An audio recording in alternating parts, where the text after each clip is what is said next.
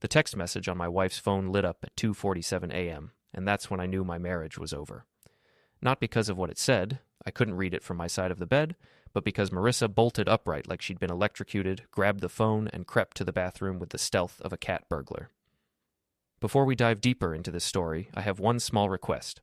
Please subscribe, drop a like, comment, and hit that hype button to boost this channel so more people can discover these incredible Reddit stories. I'm Will Cavanaugh, and I used to think I was pretty smart. IT project manager for a mid-sized tech company in Seattle, decent salary, nice house in Queen Anne, married to the most beautiful woman I'd ever laid eyes on. Marissa had this way of walking into a room and making every conversation stop. Auburn hair, green eyes that could melt steel, and a smile that made you forget your own name. Too bad I wasn't the only one who noticed. The bathroom door clicked shut, and I heard the faint murmur of her voice. At nearly 3 a.m, on a Tuesday. I'd been noticing things for weeks, little things that individually meant nothing but together painted a picture I didn't want to see. The way she'd angle her phone away from me when texting, how she'd started working late 3 nights a week, always the same nights. The new perfume she claimed was a gift from her mother, except her mother lived in Phoenix and hadn't visited in 6 months. And then there was Graham Laird. Graham was Marissa's mentor at Prestige Properties, the high-end real estate firm where she'd been working for 2 years, 52 years old, silver-haired, drove a Tesla, and owned a 40-foot yacht moored at Elliott Bay Marina.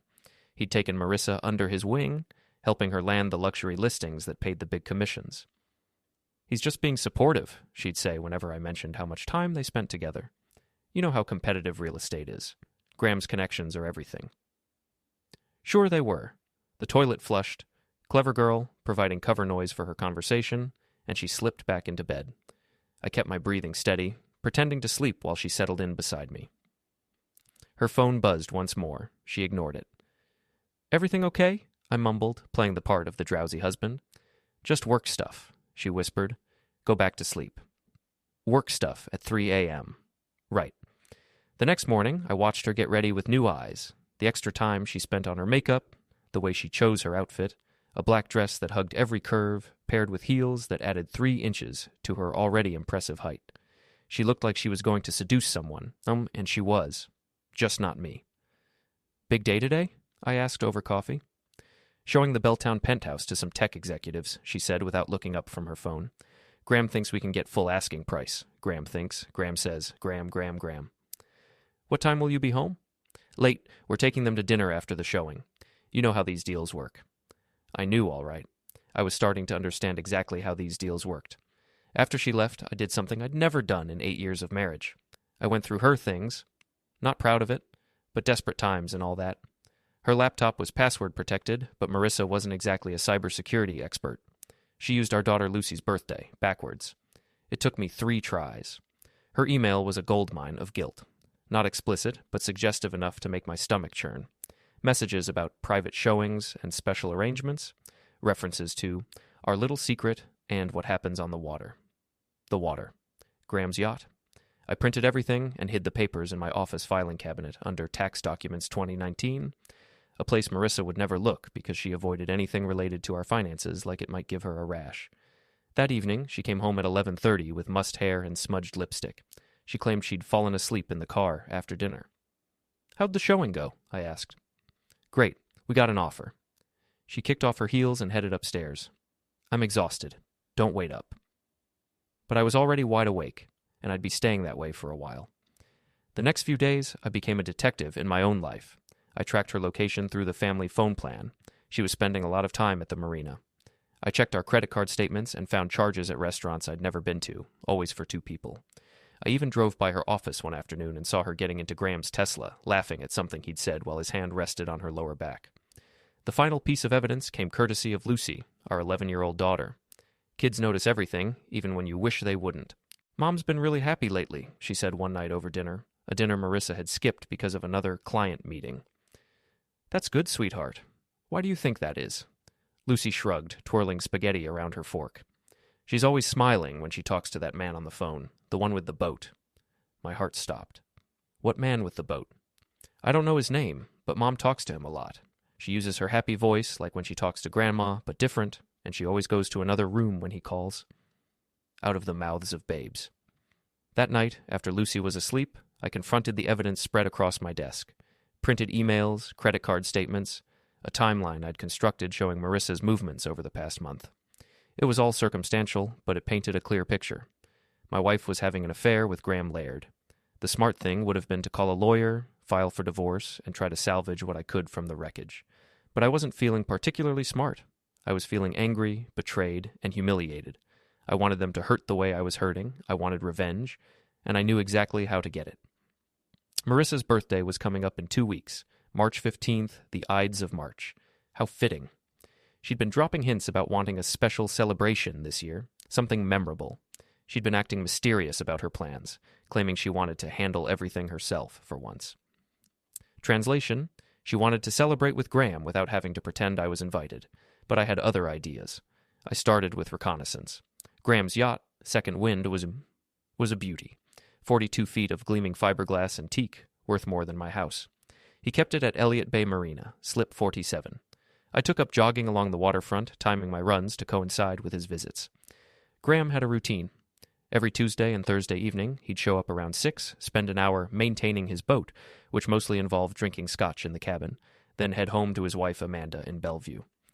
Saturdays were different. Saturdays, he'd take the yacht out, usually with company, female company. I'd seen him with at least 3 different women over the past month, including Marissa. They'd board around noon, head out into the Sound, and return after dark. Graham clearly had a type. Brunettes, late 30s, expensive clothes. Real estate agents, I'd guess, based on their polished appearance and the way they carried themselves. The man was running a floating brothel, and my wife was his newest recruit. 2 weeks before Marissa's birthday, I made my move. I called Prestige Properties and asked to speak with Graham about listing my house. "Will Cavanaugh," I said when his assistant put me through. "I'm Marissa's husband. She suggested I call you directly about selling our place." "Of course, Will." Graham's voice was smooth as aged whiskey, with just a hint of smugness. "Marissa's told me so much about you. I'd be happy to help. When would you like to meet?" "How about tomorrow? Lunch at the Waterfront Grill." "Perfect. Noon work for you?" It worked just fine. The Waterfront Grill was busy enough to provide cover, but quiet enough for conversation.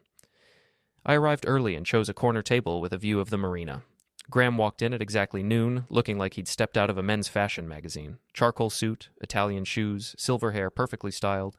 He was handsome in that distinguished older man way that made younger women forget about things like wedding rings. "Will!" He approached with his hand extended and a smile that probably cost 10 grand in dental work.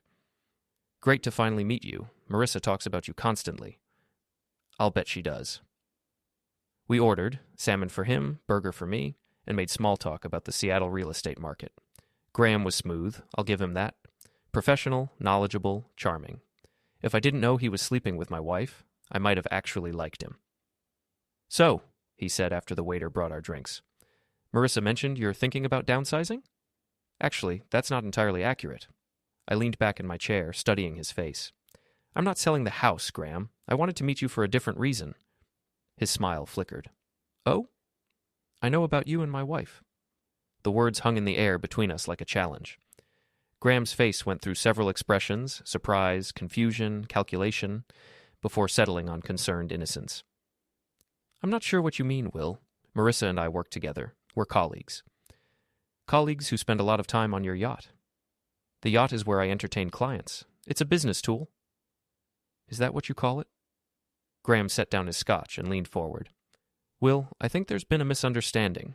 Your wife is a valued member of our team, and I've been mentoring her career. If you're concerned about—" "Cut the shit!" My voice was quiet but carried enough edge to make him stop talking. "I've seen the credit card statements.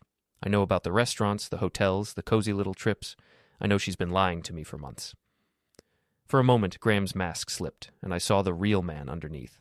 Calculating, predatory, completely without remorse. "What do you want?" he asked. "I want you to stay away from my wife. And if I don't? Then I'll make sure Amanda finds out about your extracurricular activities. All of them." That got his attention. Amanda Laird was old Seattle money. Her family owned half the commercial real estate in Pioneer Square. She was also Graham's business partner and the source of his startup capital. Losing her would cost him everything. "You're playing a dangerous game, Will." "No, Graham, you are. I'm just changing the rules." I left him sitting there with his salmon getting cold and his world suddenly a lot more complicated.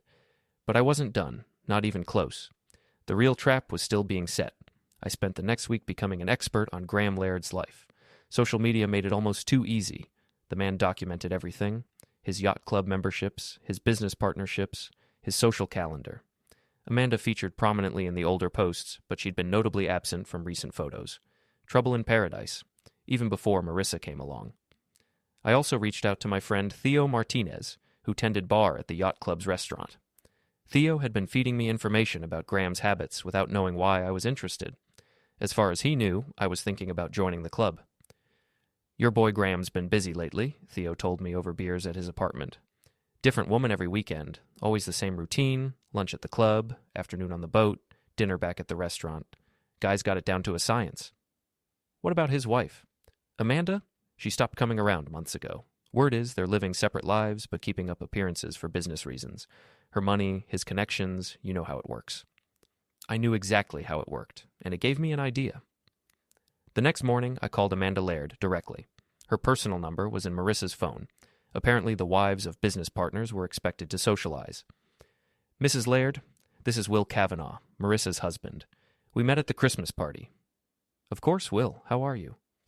"I was wondering if we could meet for coffee. I have something to discuss with you about our spouse's business relationship." There was a pause. "What kind of something?" "The kind that's better discussed in person." We met that afternoon at a Starbucks in Bellevue, far from Graham's usual haunts.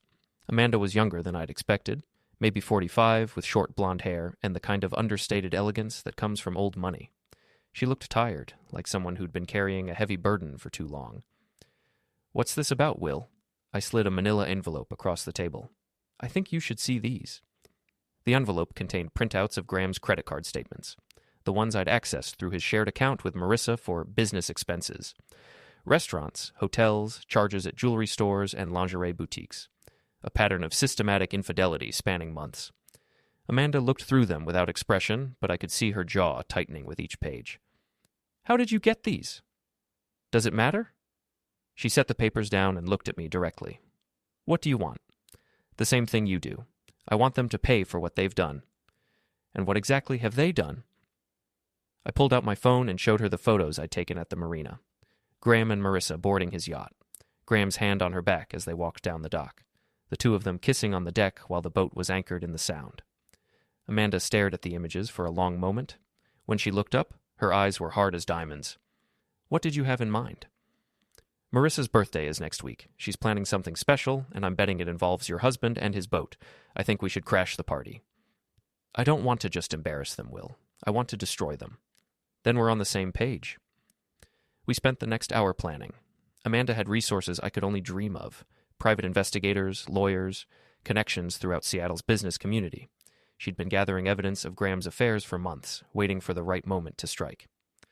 "I was going to wait until after the Prestige Properties merger went through," she explained. "Let him get everything he wanted, then take it all away, but this is better. More personal." "What merger?" "Graham's been negotiating to sell Prestige to a national chain. The deal's worth $20 million, and he stands to make a fortune. But the sale is contingent on the company maintaining its reputation and client base. And an intimate scandal would kill the deal. Instantly. We were going to ruin more than just their relationship. We were going to destroy their careers, their finances, their entire future. The thought should have bothered me more than it did, but it didn't bother me at all. Over the next few days, Amanda and I refined our plan. She hired a private investigator to document Graham's activities.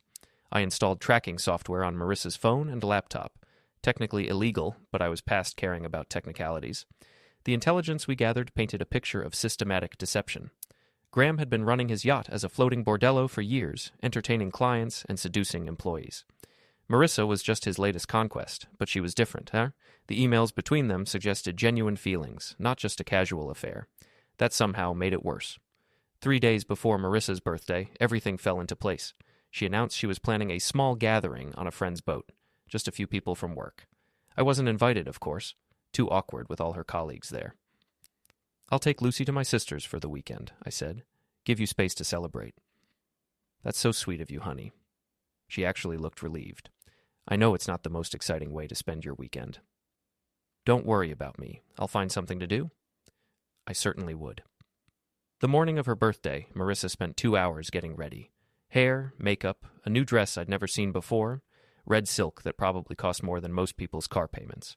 She looked stunning, and for a moment I remembered why I'd fallen in love with her. Then I remembered what she was getting dressed up for, and the moment passed. "Have fun," I said as she headed for the door. "I will." She kissed my cheek, her lips leaving a trace of expensive lipstick. "Don't wait up." I wouldn't have to. Amanda and I had front row seats to the show. The plan was elegant in its simplicity. Amanda would confront Graham and Marissa publicly. At the moment of maximum humiliation, I would document everything and make sure the right people saw it. By the time we were finished, their careers would be over and their reputations destroyed. But first, we had to get close enough to do damage. Amanda had arranged for a slip at the marina, 3 spaces down from Graham's yacht. Her boat, a sleek 30-footer called Vindication, gave us the perfect vantage point to watch the festivities unfold. We arrived at the marina around 6 p.m. just as Graham's guests were boarding. I recognized most of them from Marissa's work events: real estate agents, mortgage brokers, a few clients with more money than sense. They were dressed for a party, carrying gift bags and bottles of champagne. Marissa arrived fashionably late, making an entrance worthy of a movie star. The red dress caught the evening light as she walked down the dock, and every man at the party turned to watch. Graham met her at the gangway with a kiss that lasted longer than appropriate for a business relationship. "Look at them," Amanda said quietly. "They're not even trying to hide it." Through binoculars, I watched the party unfold on Graham's deck. Cocktails, laughter, the kind of networking that happens when people drink too much expensive alcohol. Marissa was the center of attention, playing the role of birthday girl to perfection. Around 9 p.m., things got interesting. The other guests started leaving, making their excuses, and heading back to shore. Within an hour, only 6 people remained on the yacht. Graham, Marissa, and 4 others I didn't recognize. "Time for phase 2, Amanda said. She'd hired a photographer, a private investigator who specialized in documenting infidelity. He was positioned on the upper deck of the marina's restaurant, with a telephoto lens that could capture intimate details from 300 yards away. At 10:30, Graham and Marissa disappeared into the yacht's cabin. The remaining guests continued partying on deck, but their hosts were clearly occupied elsewhere. "Got it," Amanda's phone buzzed with a text from the photographer. "Multiple shots. Very clear, very damning." "Send them to everyone on Prestige Properties' email list," I said. "Not yet. Let's wait for the grand finale." The grand finale came at midnight. Graham and Marissa emerged from the cabin, disheveled and glowing with post-coital satisfaction. They rejoined their guests for a champagne toast, Marissa's birthday celebration reaching its climax. That's when Amanda made her move. She piloted her boat directly alongside Graham's yacht, close enough to step across. I followed, carrying a waterproof bag containing printed copies of all our evidence. "Happy birthday, Marissa," Amanda called out as we boarded uninvited. The party stopped like someone had hit a pause button. Graham's face went white, then red, then white again. Marissa looked confused, then terrified as she realized what was happening. "Amanda," Graham stammered, "what are you doing here?" "Celebrating," she replied calmly.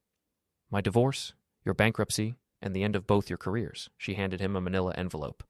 "Divorce papers. I'm taking half of everything, including your share of Prestige Properties. My lawyers filed this morning." Graham's hand shook as he opened the envelope. "You can't do this?" "I already did. Will, would you like to share your news?" I pulled out my own envelope and handed it to Marissa. "I know everything. The affair, the lies, the credit card charges. My lawyer says I can get full custody of Lucy and most of our assets, considering the circumstances." Marissa's face crumpled. "Will, please, let me explain." "Explain what? How you've been screwing your boss for 6 months? How you've been lying to our daughter about where you spend your evenings? How you've been using our joint credit card to buy lingerie for your boyfriend?" The other guests were backing away, sensing the drama about to unfold. A few had their phones out, recording everything. "This is private," Graham said, trying to regain control. "I'm going to have to ask you all to leave." "Nothing's private anymore, Graham," Amanda replied. She pulled out her own phone and began reading.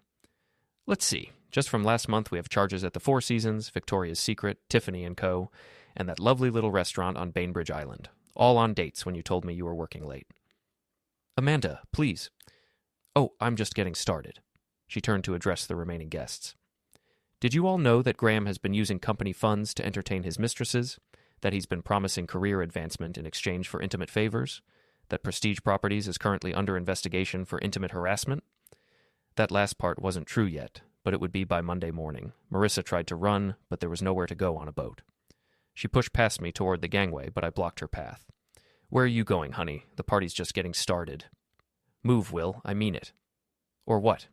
You'll call your boyfriend for help? I gestured toward Graham, who was still reading his divorce papers with growing horror. He's got his own problems right now. The photographer's flash went off from across the marina, capturing the moment perfectly. Marissa in her red dress, tears streaming down her face, Graham clutching legal documents that would destroy his life, Amanda standing triumphant over the wreckage of their deception. The photos will be on social media within the hour, Amanda announced, along with copies of all the financial records, hotel receipts, and text messages. Seattle's a small town, especially in real estate. Everyone will know by morning. You're both insane, Marissa said. No, I replied. We're both betrayed. There's a difference. The remaining guests fled like rats from a sinking ship, leaving just the four of us on the yacht. Graham poured himself a scotch with shaking hands. Marissa sat down heavily in a deck chair, her perfect party dress wrinkled and stained with tears. What do you want? Graham asked. Justice, Amanda replied. And we're going to get it. The fallout began before we even left the marina. Amanda's photographer had uploaded the images to a dozen social media platforms, tagging every major real estate professional in Seattle. By 1 a.m., her prestige scandal was trending locally on Twitter. I drove home alone, leaving Marissa to find her own way back from the marina. She could call Graham, or a taxi, or walk for all I cared. My phone buzzed constantly with calls and texts, friends, family, colleagues who'd seen the photos online. I ignored them all. Lucy was spending the weekend at my sister's house, which was fortunate. She didn't need to see her mother's public humiliation played out on social media. Around 3 a.m., Marissa finally came home. I heard her car in the driveway, then the front door opening quietly. She was trying not to wake me, probably hoping to delay the inevitable confrontation until morning. I was waiting for her in the living room, laptop open, scrolling through the online coverage of her birthday party. Will? Her voice was small, uncertain. Rough night? She stood in the doorway, still wearing the red dress, but looking like she'd aged 10 years. Her makeup was smeared, her hair disheveled, her confidence completely shattered. Can we talk? Sure, have a seat. I gestured to the couch across from me. Though I should warn you, everything you say might end up in divorce court. She sat down carefully, like she was afraid the furniture might bite her. I know you're angry. Angry? I laughed, but there was no humor in it. Marissa, I'm way past angry. I'm at that peaceful place that comes after you've burned everything down. It wasn't supposed to happen like this. How was it supposed to happen? Were you planning to tell me eventually, or just keep lying until I figured it out on my own? She started crying again, but I felt nothing. The tears that would have moved me a week ago now seemed like just another manipulation. I never meant to hurt you. But you did hurt me. You hurt Lucy. You destroyed our family for what? A boat ride with a married man twice your age? You don't understand. Graham and I, we have something special. Had. Past tense. Graham's wife is taking him for everything he's worth, and his business is finished. Whatever you thought you had with him died tonight. My phone buzzed with another notification. The story had been picked up by a local gossip blog, complete with photos and financial details. By morning, it would be front-page news in the business section. The whole city knows, Marissa.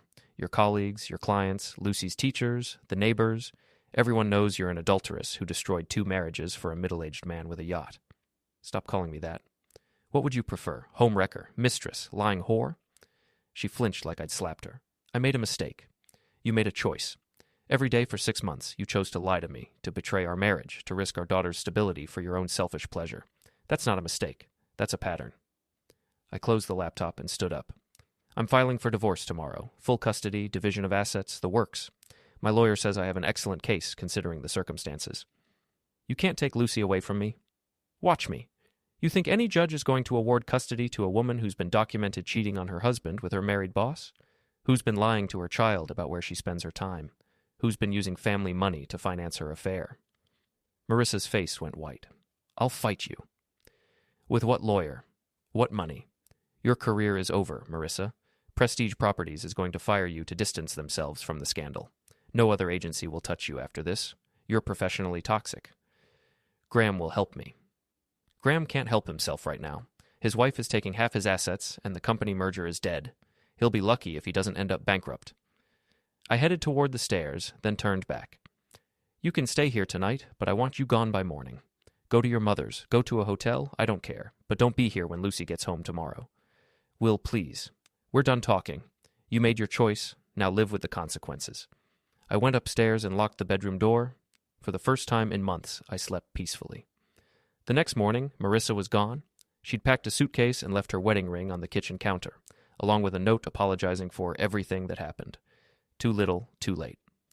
My phone had been ringing constantly since dawn. Reporters, friends, family members who'd seen the online coverage. I answered one call, my sister Karen, who was watching Lucy for the weekend. Jesus, Will, what happened? It's all over Facebook. Marissa had an affair. I found out and decided to make it public. Are you okay? I'm better than I've been in months. How's Lucy? She's fine. Hasn't seen any of this yet. What do you want me to tell her? The truth. Age-appropriate version, but the truth. She deserves to know why her mother won't be living here anymore. Will, are you sure about this? The public humiliation, I mean. This is pretty nuclear. Karen, she destroyed our family. She lied to our daughter, stole from our bank account, and made me look like a fool for 6 months. Nuclear was exactly what the situation called for. By Monday morning, the story had exploded across Seattle's business community. Graham had been fired from Prestige Properties and banned from the yacht club. The company merger was officially dead, costing investors millions. Amanda's divorce was front-page news in the society section. And Marissa? She'd disappeared completely. Her phone was disconnected, her social media accounts deleted. According to mutual friends, she'd left Seattle entirely, possibly gone back to her mother in Phoenix. I didn't care where she went, as long as she stayed gone. The divorce proceedings were swift and brutal. With photographic evidence of the affair and documented financial impropriety, Marissa's lawyer advised her to settle quickly. I got the house, full custody of Lucy, and most of our assets. She got her car and whatever money she could scrape together from her depleted accounts. Graham fared even worse. Amanda's divorce settlement left him with almost nothing, and the intimate harassment lawsuit filed by 3 other Prestige Properties employees finished the job. Last I heard, he was working at a car dealership in Tacoma, trying to rebuild his life from scratch. 6 months later, I was sitting in my backyard watching Lucy play with our new dog, a golden retriever she'd named Justice, when my phone rang. Unknown number, Phoenix area code. I almost didn't answer. Hello? Will, it's me. Marissa's voice was barely a whisper. What do you want? I wanted to apologize. Really apologize, not just say I'm sorry things worked out badly. Okay, apology noted. I also wanted to ask about Lucy. I know I don't have visitation rights, but maybe we could arrange something? No. Will, please, she's my daughter too. She was your daughter when you decided to screw your boss instead of coming home for dinner. She was your daughter when you lied about working late so you could spend time on Graham's yacht. She was your daughter when you chose your affair over your family. Silence on the other end of the line. You made your choice, Marissa. Lucy and I are living with the consequences, and so are you. I hung up and blocked the number. Lucy looked up from where she was throwing a tennis ball for Justice. Who was that, Dad? Nobody important, sweetheart. And for the first time since this whole nightmare began, that was absolutely true.